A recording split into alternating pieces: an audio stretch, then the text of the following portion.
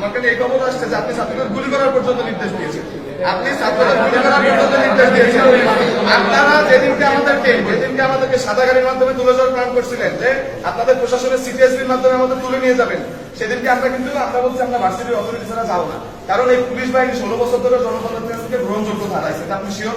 আপনারা এখন ভয় পান রাস্তায় নামতে, লজ্জা লাগে আপনাদের যে আপনারা এই ড্রেস পরে রাস্তায় নামতে আপনাদের লজ্জা লাগে।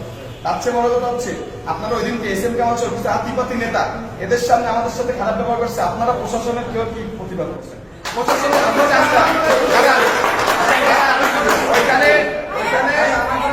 ওইখানে একজন সিনিয়র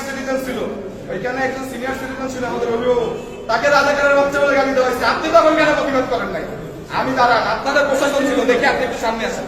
লজ্জা করতেছে, সামনে আসেন, এখানে আসেন। প্রশাসনের চামচারা যারা আছেন এখানে বিশ্বতে তা হবে না, এটা তো আমরা মানতে পারি। আমরা ছাত্র জনতা মিলে আন্দোলন করছি 16 বছর ধরে। কোনো দল কিন্তু জনগণকে এক করে অভ্যুত্থান ঘটাইতে পারে না।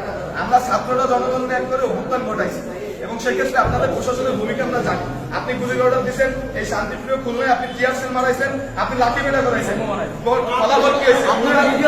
খুলনা ছাত্র সমাজ ব্যানারে আপনারা দুষ্কৃতিকারীদের সুযোগ করে দিচ্ছেন, যে দুষ্কৃতিকারীরা আপনাদের সদস্যরাই মারছে, ওখানে কোনো ছাত্র সমাজ বানে নাই, আপনারা সুযোগ করে দিচ্ছেন। আপনারা এত বড় পড়াশোনা করে যান, আপনারা বুঝেন না দেশের মানুষের জন্য কর্তব্য কি। স্বরাষ্ট্র মন্ত্রণালয়ের আন্ডারে আপনারা দেখেন, আপনারা শুধু নির্দেশ পালন করছেন, আপনারা কুকুরের মতো নির্দেশ পালন করছেন। একটা রুটি দিচ্ছে, আপনারা রুটি কুকুরের মতো এবার খাইছেন। আপনাদের এই পুরো প্রশাসন ক্যাম্পাসে যারা আছে, খুলনায় যারা আছে, আমরা এই পুরো প্রশাসন বদলি করবেন, নতুন প্রশাসনের সাথে আমরা মিটিং করবো। এছাড়া আমরা কোনো মিটিং করবো না।